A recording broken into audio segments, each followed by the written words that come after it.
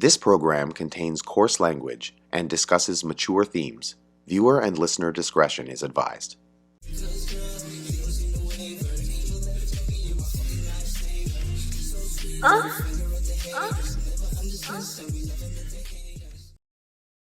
Come on. I never know. It's so scary with Skype to know whether or not I'm recorded or not. But Well, technically, on my side it says Darth is recording the call, so I'm guessing Prove it. I guess you're.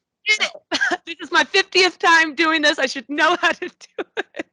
And the 51st time I've heard is the charmer. Woo! Wow. Yeah.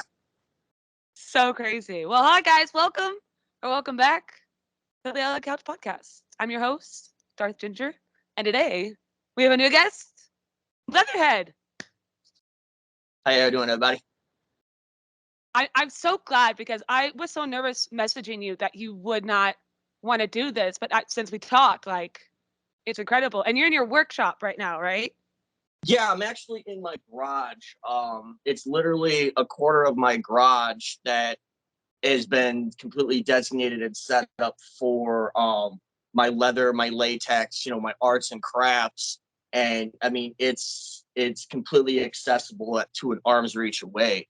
I mean, I love it here. If I'm not in the house or at work, I'm usually tinkering right here, building something, breaking something, or just trying to improve on something. So Yeah, I'm sure you guys can all guess just by his username and where he is that you are a leather fanatic. And you make some incredible things. Like, how did you get into it? Because I love this story, and I love to hear it again. Well, how it started,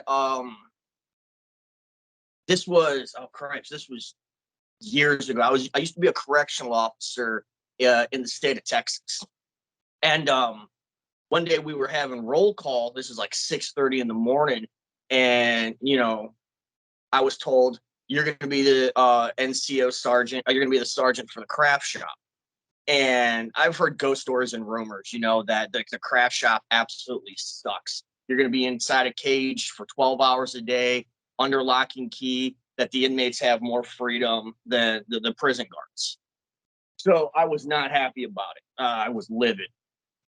All right, so whatever. I'm doing what I'm told. I get locked up. Get the search. You have any weapons, ammo? Contraband that people give to the inmates, and it does happen. All right, so I'm sitting down and I'm just rocking back and forth like I'm waiting for my ticket to get punched. I was just done.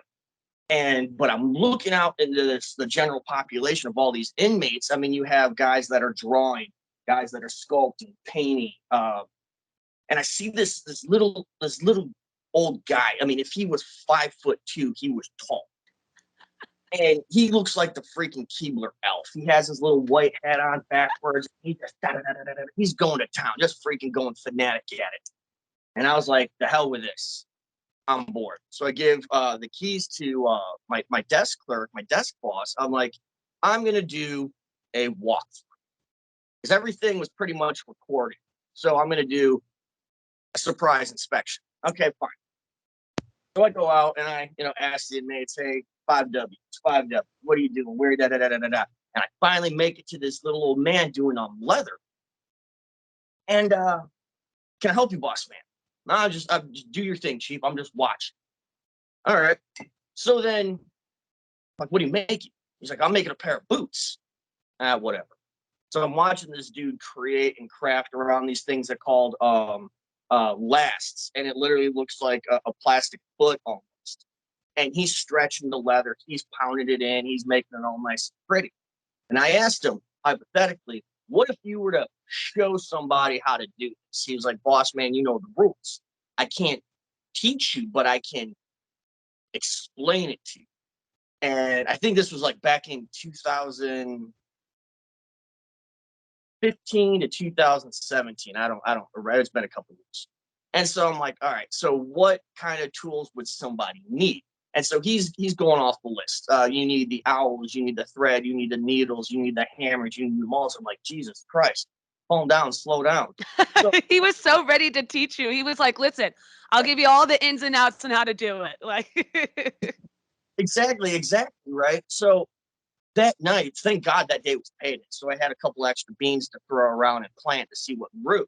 So I get online, and I'm like, leather tools, how to make blah, blah, blah. I didn't know anything. I mean, no way. And then I found this one website that literally gives you everything. So I used to start buying. I don't know what I'm buying. I mean, that looks cool. This looks cool. I don't know what the hell that is, but I'll buy 2 of those. And so a week later, come in the mail, and I'm having this. At the time, I was living alone, and I have this. My kitchen table is just scattered with everything. Like I said, I have no idea what the hell I'm doing. Okay. So then I hadn't been in the craft shop for about a week. Yeah, about that time, about a week. And I requested, and the guy was still there, right? So I was like, this is everything that I got. I'm looking at his workstation, like, all right, where am I at? Where am I at? Where's my crack spoon? Where's my light? Oh, I have that, I have that, I have that, I have that. Here's everything I have. He's like, oh, this is how you do it. Watch carefully, because you can't touch my toys, he says. Okay. So he starts out, starts this and that, and this, and he just makes a simple card holder, like for business cards or a driver's license. I'm like, dude, that only took you like 20 minutes. He's like, yeah. So I go back to the house that night, well, that next morning, so I start making it, and it looked like trash. It looked like a hot mess. I mean, it was a soup sandwich. That is how messed up this thing was. But your first one is never good, so you got to keep going. You got to keep going. You got to keep going. And so finally, I got the perfect version of what I wanted. And I still have that particular wallet today. I was going to ask, do you still have it? Yeah, it's in the house. I thought I had it. Apparently, I don't. If you want, just send a picture, and we'll put it right here. So yeah, I can see. Do that as soon as we're done with this. But no, I mean, it first started just with the wallet, and now, I mean, I don't know really what you see behind me, but I mean, I go with masks, boots, bags, belts, wallets. I'm working right now on shoulder armor. So I got commissioned not too long ago. Wow, that's cool. Armor. So yeah. And so that was this was a fun project. And no matter what I do, I try to get it to perfection. Because when I sell something, I'm not going to sell something to somebody that I would not personally buy. If it does not reach to my wallet's expectation, I'm not going to sell it to you. And if you don't like it, send it back. I'll make it until you're happy with it. Plain and simple. Yeah, because you sell your stuff off of FetLife, right? Yeah, FetLife. A lot of times here in Virginia, it's word of mouth. I'm very active in the LGBT community. Very big in the leather community here, the BDSM community. So word of mouth goes probably further than the internet in the in circles that I'm in, because yeah, you're on FetLife, I'm in FetLife, but you're in Arizona and I'm in Virginia, so it's not like I can meet you halfway for a cup of coffee next week. So even though it's on the internet, yeah, World Wide Web, great. But if I can't get to you, I can't talk to you about, where your mind's at when you want to, be the dominatrix or the little or this or that. But if I'm sitting you talking to you face to face and actually get to interact with you on an intimate level, then it helps me dive into your mind so I can make and build and create exactly what you want and the specifications you need. So that's how I operate. That's how it works for me. That's incredible. Like you said, you're really big, there, and you told me a little bit how like everyone comes to you just for like repairs and stuff on leather. Oh yeah, about 2 months ago, a buddy of mine comes up to me and he says, "Hey, I bought a kilt. I wore it a couple times, but the belt strap completely sheared off. Can you fix it?" Yeah, give me a couple, give me a couple days, I'll fix it. So I had to literally unsew the entire section, resew it. And a lot of times, like when it comes to stuff like that, like like I'm probably losing more money than gaining at this venture because I'm not doing this to make money. I'm doing it because I absolutely love doing it and enjoy it. So if you like, hey, I have this needs fixed, how much do I owe you? Buy me a beer. That's it, you know. And to me, that's all worthwhile. Wow. What's the weirdest thing that you've ever like had to like fix or make? I really hope We're looking for it. I was really hoping that question. Damn it, and I don't have it. Oh no. What it is.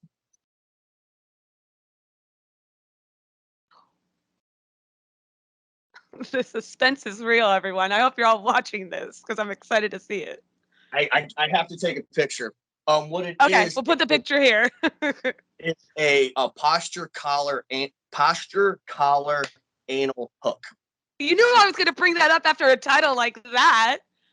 Oh yeah, no, it's virtually self-explanatory. Damn it. Anyway, so what it is it's a collar, okay? Duh. And on your backside, going down your spine, it literally has it looks like a belt. I mean, it has the belt buckle, it has the tail and everything like that, and it's connected to an 8-inch anal hook. So you slide it in, you tie it up to the proper tightness, if it were. So if you bend your neck any which way, there's going to be some pulling. So if you try to bend over, which I don't recommend, uh, I QC all of my property, all my stuff. No, I'm kidding. I do for me, but I don't sell. I make another one and then send it off. And so yeah, bending over, I don't recommend. I don't.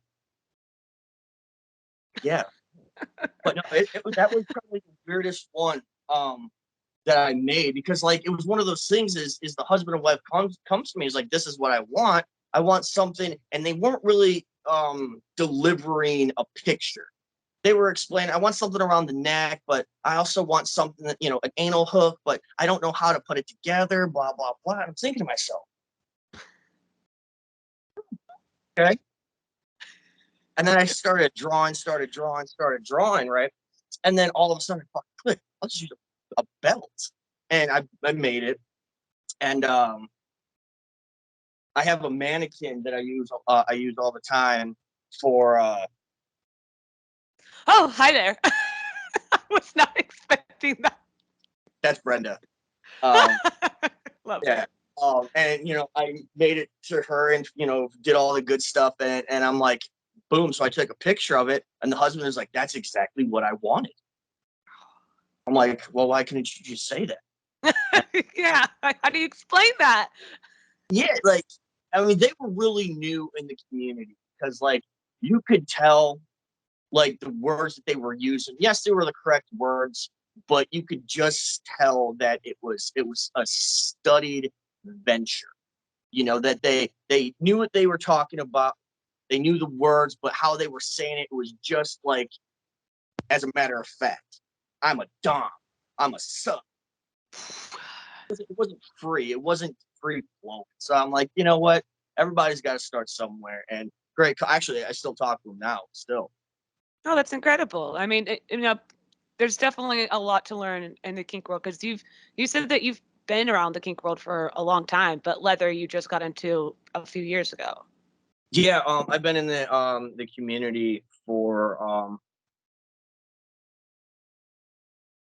about 12 years, 15 years, and then the leather just started. When I was in the prison, but it wasn't kink related. It was the wallets, the belts. I mean, I'm just sure small. someone can find a way to make a wallet kinky. So there's got to be someone. That's for me $1 million question because like a lot of times like you have all these up and comers, the emo goth kids in high school, if it were. I mean that is my generation. I have no idea what's going on behind school today, like no idea. But like when I went to high school, you had the emo girls, you had the goth guys, and da da da da da da da. So they would have the belt buckles with the little, pins on it, the leather jackets, and blah blah blah. So Oh it's like, yeah, what a time. oh, I miss those times. So it's just like, if I do yesterday what I do today, fuck, like I could have probably revolutionized the leather community. Like it just blew my mind about what I remember seeing today, and it's gorgeous. Just like, man, that'd be awesome to do. Yeah, I was definitely that girl who during track time, I had this long black leather jacket with like purple shiny satin on the inside, just running on the track. And everyone's like, what a fucking loser. But I loved that jacket. I wore it all the time. I love leather. It's incredible. Awesome. Like I had a trench coat, but it wasn't Yeah. leather. I collect antiques from everywhere, and I went to Prague about 20 years ago, and I got myself an old Soviet green wool jacket that still had the sickle and star buttons on and everything. I wore that thing everywhere. Like God, like having like memories of like wearing the trench coat, running down the track, or the jacket, like unprecedented. Like it is awesome. I love shit I like wish that. I wish leather was more in trend, especially here in Arizona, because if you try to wear leather out here, I feel like it's just gonna melt off of you, you know? It's a Oh, I very can temperament kind of material. like um when like I said, I was in Texas getting into the leather and everything like that, building. I made a few things for me, I made a few arm bracers, I made a motorcycle vest for a buddy of mine, and I wore it a little bit, and holy God, like re- the heat from like 90 degrees to like 190 degrees just by putting something on, like you will not get pity or sympathy from me. Sucks to be you. Like it was horrible. Like it was ridiculous. It's crazy how leather is, especially known in like the biker industry because it's very safe for them to wear. Oh God, yeah. Like I'm a new rider. I got my first bike last year. Nice. Um, my buddy I'm who I I'm bought guessing it. you make your own vests. Yeah, man, I'm working on it. I'm working on one right now. Well, there it is. Um, and he takes his leather jacket off and he gives it to me. I'm like, what's this for? He's like, you're gonna need it. I'm like, why? And he's like, just in case you fall. I'm like, oh, that makes sense. And it was very serendipitous because like I took the motorcycle safety course, I rode around my block a couple times, and I I fucked up. Like I twisted my handlebars instead of leaning to it, had the leather jacket on. I think it was only going like 15 miles an hour at the time. And my bike just fell and ended up on my left side, scraped the leather jacket up. And I'm thinking to myself, if I would have worn what I wanted to wear, like my entire arm would have been like grated cheese. Like it would have, like, even though like 5, 10, 15 or 55 miles an hour, it doesn't matter. Like for any new rider or any experienced rider, like suit up, wear the proper PPE, wear the helmets, wear the gloves, the eye pro, but definitely the leather jacket if you want to, go gung ho and, wear the chaps, great, but just protect yourself for any situation. Anything could happen. I mean, it's Yeah. sun, 15 miles an hour. Are there different types of leather? Like, Oh God, yeah. Uh, okay. you have veg tan, which I usually use. And what veg tan is the color is tan. Okay, it's it's processed, but it's unprocessed. And basically, what it is you strip it off the cow, you clean it up, you get it to your proper thickness, whatever. And that's for like your tooling, which tooling is making pictures on the piece of leather, or Oh. making wallets, making thick ish things. I mean, you can get leather that's stupid thick. And then you have chrome leather, then you have embossed leather, then you have push-up leather, which is my personal favorite because like even if you mess up the aesthetics of it, you still can do something with it. Because like with veg tan, if I took my fingernail or whatever, and I scrape it across the base of it or the face of it, I mean, it'll scar the leather and it's an eyesore. But with leather like push-up leather, you can do just that, and that's what the leather was designed for. Because you push it in, you have that imprint of your thumb, and it turns like different colors and blah blah blah. So yeah, I mean, there's several different styles of leather, several thicknesses, colors. I mean, right now I'm looking at blood red, brown, embossed teal. I got pinks, veg tans, purples, blacks, browns. Yeah, I mean, it's literally as far as your imagination can take you with the types of leather and the colors of leather. Because I'm guessing since they're different colors and stuff and whatnot, there's like a process to making that. Like obviously we're not looking at a blue cow, Oh, like, well, okay. It's funny you say that. Like if I were to give you a white sheet of paper and I give you 5 crayons, what color is that piece of paper?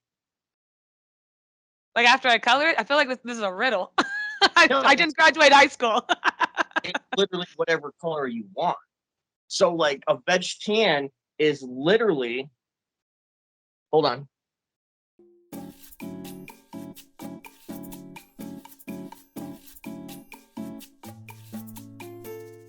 That's veg tan Okay. right there. And now if I wanted to turn it black, I turn it black. If I want to turn it, I'm guessing these are like specific dyes for dyeing leather. It's not just like you're grabbing a pan. I could say these words: a can of paint from like Ace Hardware store and just covering it. yeah, no, don't do that. It's probably ruin it. Oh yeah, 100%. Like I mean, there's at one point I think I had over 70 different colors. Wow. Had an entire color spectrum of like different shades of black. I know that sounds really oxymoronic, but you have black, flat black, gloss black, semi-gloss black, and then it just kept going down from there. So if you're wanting, a flat black purse, then I would use flat black or different. I mean, it just all depends. I mean, the sky's the limit when you ask for a color of leather. I mean, there is no end to what you can do. Red and yellow and green and brown and scarlet and black and ochre and peach and ruby and olive and violet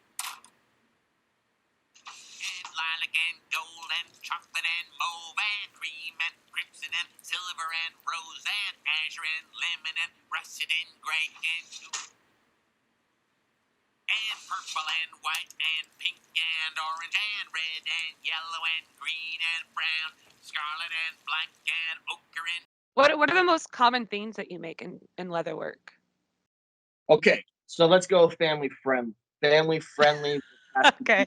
It is church day today, so Well, see, here's the thing. Like with me, you Yep. have your family friendly, and then you have your kink related. So, Right. I mean, being specific on that particular question when it comes to certain things, it helps out a lot. So with the family friendly, it would be the belts for the men, and the belts, the card holders for the men, and the purses and clutches for the females. Okay. Now, when it comes to BDSM or kink related, females 100% harnesses. You make some beautiful harnesses. Oh my goodness. I mean, what's your mannequin's name? Brenda. Brenda. Yeah. It's incredible work that you do. Hi, Brenda again. Gosh, Well, there's she's so beautiful. I'll give you a story after this about Brenda. Like she needs some recognition. Um, Okay. so harnesses for the females and well, full body harnesses, I should say, for the females. And for the males, I've noticed either cuffs, like arm bracers, or upper chest harnesses. Uh, Oh, okay. Love that. oh yeah, like I have two of them right now that are awesome because when my girlfriend and I we go to leather night, we go about 2, 3 times a month, and I throw mine on, I cinch it down, um, and that's how I go. I mean, and my girl, she wears, the full bodies or the ones that I, make her and everything like that. And no, it's like it's like a walking billboard. And so, and oh, and masks. Your Like, masks are so cool. I mean, you've shown me a handful of them and they're incredible. Like, I'm sure that's a lot of work because there's a lot of detail in it. yes, detail. I focus more on the aesthetics than anything because once you know how to do something, once you know how to make a peanut butter and jelly sandwich, that's always going to be instilled into your mind. But to add, a couple banana slices or, a thin layer of mayo, that takes a little bit of practice because, Ew.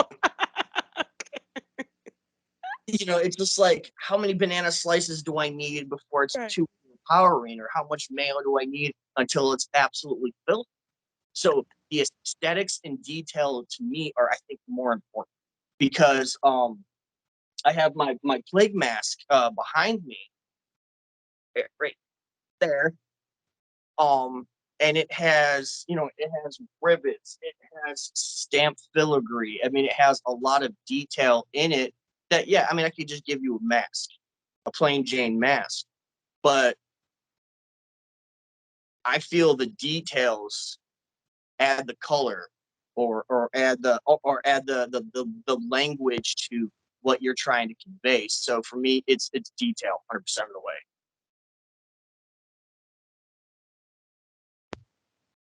Details that I've seen. Sorry. My mic, I have this terrible fidget thing that I do where my mic can turn on and off. I've got to put my hands away from Yeah, I noticed that it. you've been fidgeting with that thing, and I've been trying not to giggle or call you out on it, but Everyone already does. It's okay. My editors are gonna be like, "What the hell?" that's awesome. But yeah, no, like it's insane. So I want to hear the story about Brenda though. Okay, so Brenda. Okay, my mannequin standing 5'3", 3 pounds. I got her Damn. from Texas. Okay, and so I moved out from Texas to Virginia, and I didn't want to get rid of her. But, I mean, she, believe it or not, even though she's a mannequin, she's a big asset of creating things. You know, because when I make my vests, I know how to do it, or I know where this goes. But anyway, long story short, I put her in half. I put her legs and bottom waistline in the back seat, and I put the torso and the arms in the front seat. And I'm like, this is and I thought to myself, this is too good to be true. So what I did is I put a baseball cap on her. I turned her head out the passenger window. I put her arm like on the window sill of the car, right?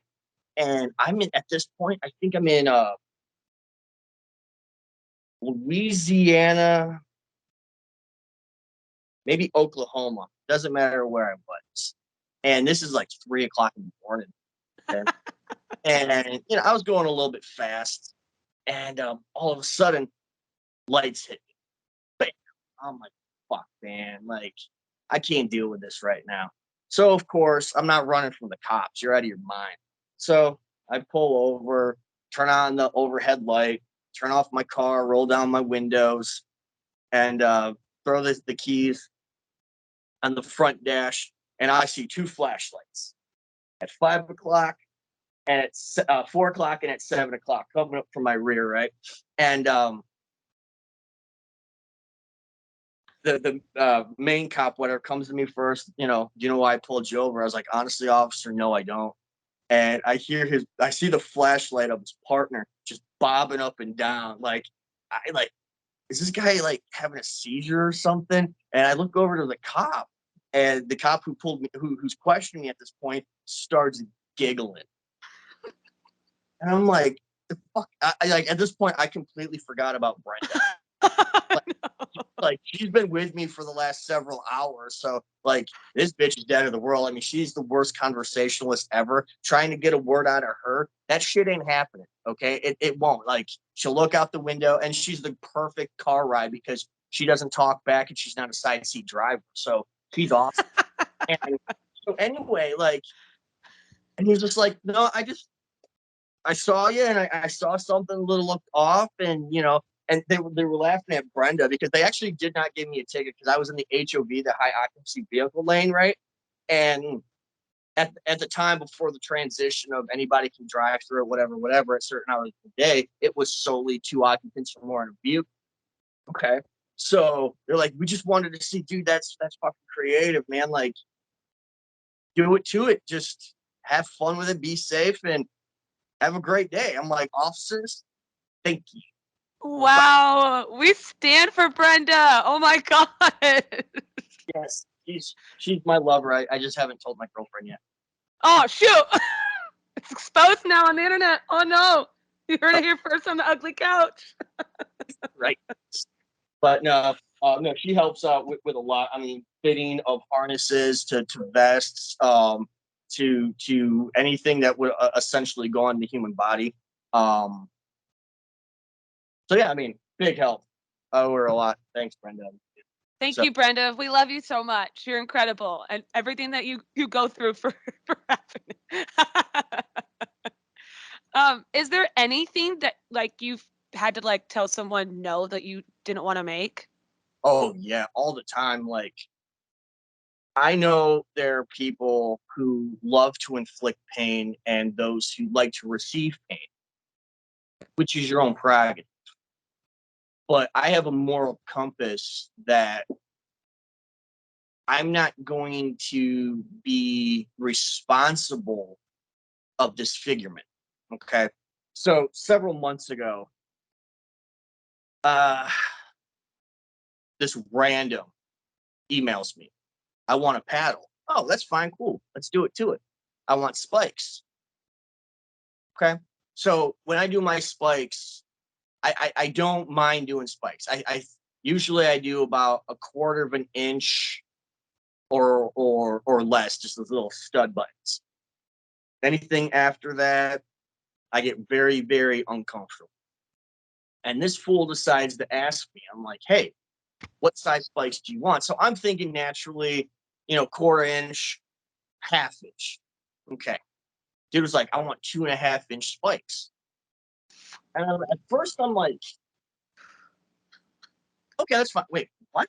He's like 2.5 inch spikes. Now 2.5 inches, Right? Yeah, that's a lot. massive. Now imagine on a petite woman or a petite man, that's gonna go to bone. Okay, plain and simple. Like, that shit ain't happening in my book. I was like, I'm uncomfortable with it. I'm not going to do that. Please take your business elsewhere. Well, you can't do that. As a matter of fact, I can, Chief, because I'm the one that's telling you fuck off. And so that was like anything that would cause pain. Like, even when I make collars, I have a 1 finger rule. Like, if I can't take my finger and put it through the collar itself, I'm not going to do it because, like, I don't want to hurt you. Even it's like going to a bar. Oh, I'm gonna have one more drink, so I decide to pour you a drink, and you wrap your car around a tree. I'm liable for that shit, and I look at my leather in that same principle because I don't want to find out that one of my creations hurts you. Doesn't matter if you're a man or a woman. No, I don't play that game. No freaking way. Never have, probably never will. Yeah. No, we encourage everyone, please be safe when you're practicing this kind of stuff because especially with people who are new in the lifestyle, it please just have that knowledge of like Yeah. 2 inches, 2.5 inches is probably way too much for anyone. You know, Yeah. to ask something like that, it's Church. yeah. So that's insane. Well, oh shoot, sorry, my husband just got home. I locked him out. Sorry, honey, my bad. um, well, this has been amazing. You are so incredible. Is there anything that you want to like put out in the world before we wrap this up?